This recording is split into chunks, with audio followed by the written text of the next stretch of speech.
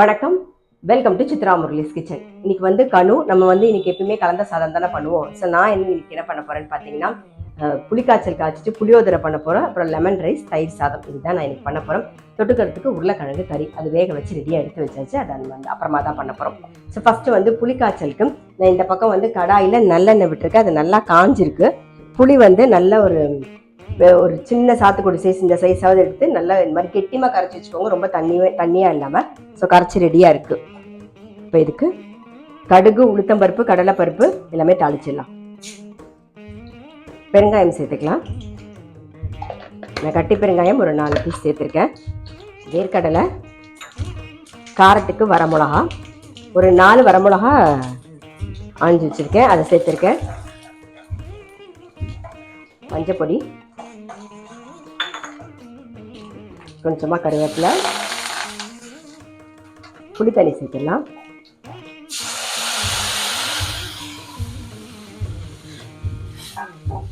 நல்லா கொதிக்கட்டும்.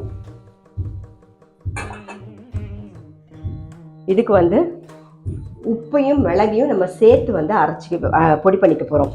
உப்பு தேவையான உப்பு எடுத்திருக்கேன். நல்லா ஒரு டீஸ்பூனுக்கு மிளகு எடுத்திருக்கேன். இதை வந்து நம்ம பொடி பண்ணி எடுத்துகிட்டு வந்துடலாம். ஆமாம், கரக்கரன்னு பொடி பண்ணி எடுத்துட்டு உப்பு மிளகு சேர்த்து நல்லா பொடி பண்ணியாச்சு கோர்ஸாக. நம்ம வந்து உப்பு இப்போ சேர்க்க போகிறதில்ல. உப்பு மிளகும் பொடி பண்ணி வச்சுருக்கோம் இல்லையா. நம்ம இந்த புளி தண்ணி வந்து நல்லா கொஞ்சமாக குறைஞ்சதுக்கப்புறம், கொஞ்சம் பாதியாக ஆனதுக்கப்புறம் தான் நம்ம வந்து உப்பு சேர்க்க போகிறோம். அதுக்குள்ளே வறுத்துக்கிறதுக்கு என்னென்னு பார்த்துடலாம். நம்ம இந்த பக்கம் வெறும் கடாயிலே வறுத்துண்டா போதும். பாருங்க, தனியா ஒரு 3 டேபிள் ஸ்பூன் தனியா, கடலைப்பருப்பு ஒரு 1.5 டீஸ்பூன் ஃபர்ஸ்ட் இதை வறுத்துக்கலாம். வரமிளகா ஒரு 7 வரமிளகா சேர்த்துருக்கேன். வெந்தயம் ஒரு 2 பிஞ்ச் வெந்தயம். அதுக்கப்புறம் எள்ளு வந்து நல்ல ஒரு டேபிள் ஸ்பூன் எள்ளு. ஆமாம், எள்ளு ஆப்ஷனல், உங்களுக்கு வேணும்னா நீங்கள் போட்டுக்கலாம். நல்லா பரபரன்னு அந்த எள்ளு வந்து பொரிய ஆரம்பித்தோடனே ஆஃப் பண்ணிவிடுவோம். ஆஃப் பண்ணிட்டு ஆறுனதுக்கு அப்புறமா நம்ம கோர்ஸாக பொடி பண்ணிக்கலாம். நம்ம புளிக்காய்ச்சலுக்கு வறுத்தது நல்லா ஆறணும். ஸோ அது ஆறின்னு இருக்கட்டும். அதுக்குள்ளே தயிர் சாதம் நம்ம கலந்துடலாம். அதுக்காக சாதம் வந்து ரெடியாக வடித்து ரெடியாக எடுத்து வச்சுருக்கேன். காய்ச்சின பால் வந்து 1 கப் சேர்க்குறேன். நல்லா மிக்ஸ் பண்ணிவிடுங்க. இன்னைக்கு நான் வெண்ணெயெல்லாம் எதுவும் சேர்க்கல, வெறும் பாலும் தயிரும் சேர்த்து தான் வந்து தயிர் சாதம் இப்போ சேர்க்க போகிறேன். 2 கரண்டி தயிர் விடுறேன்.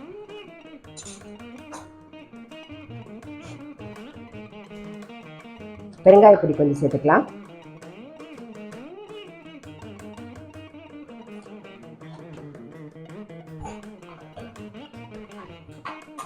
இப்போ தாளிக்க தான் போகிறோம்.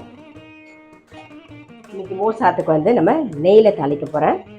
நான் நெய்யில் தாளிக்க போகிறேன் இன்னைக்கு.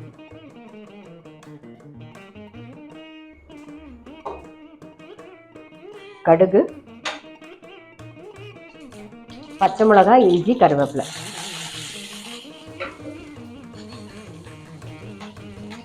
அப்படியே சுட சுட அந்த பெருங்காயத்து மேலே ஊற்றிடுங்க.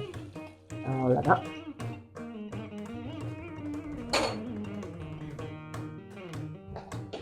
நம்முடைய தயிர் சாதம் ரெடி.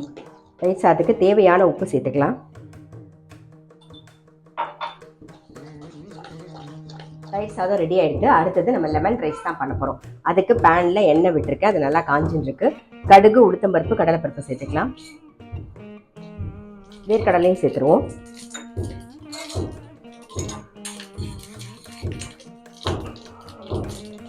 பச்சை மிளகா, இஞ்சி, கொஞ்சம் கருவேப்பிலை,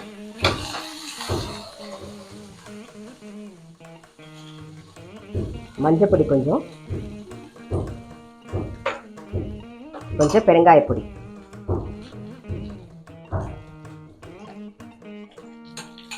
அடுப்பை ஆஃப் பண்ணிட்டு அப்படியே லெமன் ஜூஸ்.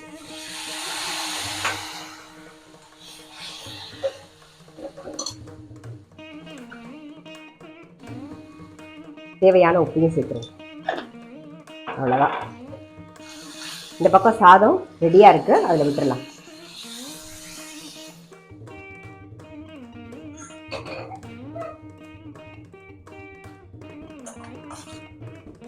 நல்லா மிக்ஸ் பண்ணியாச்சு.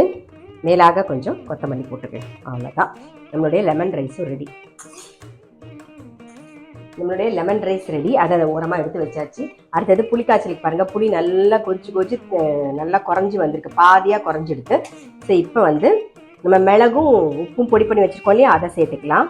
இது கூடவே வந்து வெல்லமும் சேர்த்துக்கலாம். அவ்வளோதான்.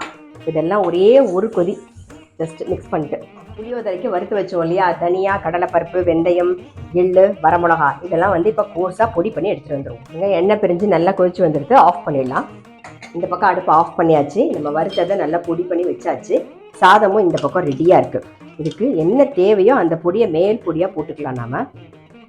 நம்ம அரைச்சது ஃபுல்லாக போடணுன்னு அவசியம் இல்லை. நம்ம எந்த அளவுக்கு சாதம் எடுத்துக்கிறோமோ அந்த அளவுக்கு அந்த பொடி சேர்த்துருந்தா போதும். நல்லா மிக்ஸ் பண்ணிடுவோம். பாருங்க, பொடி போட்டு நல்லா மிக்ஸ் பண்ணியாச்சு. நம்ம இப்போது புளிக்காய்ச்சலும் ரெடியாக இருக்குது. அதுலேருந்து ஒரு கரண்டி தேவையானதை விட்டுக்குவோம்.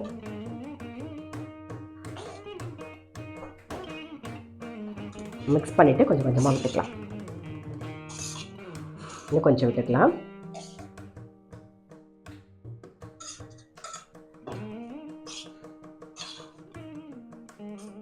அவ்வளோதான், நம்மளுடைய புளியோதரையும் ரெடி ஆகிடுது.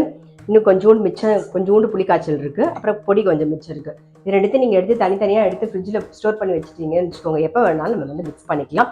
ஸோ இந்த மாதிரி புளியோதரை பண்ணி பார்க்கல, இந்த மாதிரி புளிக்காய்ச்சல் காய்ச்சி புளியோதரை பண்ணி பார்க்கலன்னா டெஃபினட்டாக பண்ணி பாருங்க. இந்த பொடியை வந்து நம்ம அதிலேயே போட்டு கொதிக்க வைக்கிறதுக்கும், நம்ம சாதத்தில் அந்த மேலாக அந்த பொடியை போட்டு மிக்ஸ் பண்ணிவிட்டு அதுக்கப்புறம் இந்த புளிக்காய்ச்சல் வெறும் மிளகும் உப்பும் மட்டும் அதில் போட்டு நல்லா கொதிக்க வச்சுட்டு, அதை எப்பயும் போல் தாளிச்செல்லாம் கொட்டிட்டு கொதிக்க வச்சுட்டு அதை போட்டு பாருங்களேன், ரொம்பவே டேஸ்ட்டாக இருக்கும். ட்ரை பண்ணி பார்க்கல அப்படின்னா டெஃபினட்டாக ட்ரை பண்ணி பாருங்கள். ஸோ இன்றைக்கி என்ன ரெசிபின்னு பார்த்துருப்பீங்க. புளியோதரை, எலுமிச்சம்பழ சாதம், அப்புறம் தயிர் சாதம், உருளைக்கிழங்கு கறி நான் கட் பண்ணி ரெடியாக வச்சுட்டு, நார்மலாக எப்பயும் போல் உருளைக்கிழங்கு காரக்கறி தான் பண்ண போகிறேன். அவ்வளோதான், ரொம்ப சிம்பிள் சமையல் தான். கண்டிப்பாக நீங்களும் உங்கள் வீட்டில் ட்ரை பண்ணி பாருங்கள். நான் அடுத்த வீடியோவில் சந்திக்கிறேன். மேலாக எப்பயுமே கொஞ்சமாக பச்சையாக கருவேப்பிலை போடுங்க, அப்போ தான் நல்லாயிருக்கும் புளியோதரைக்கு.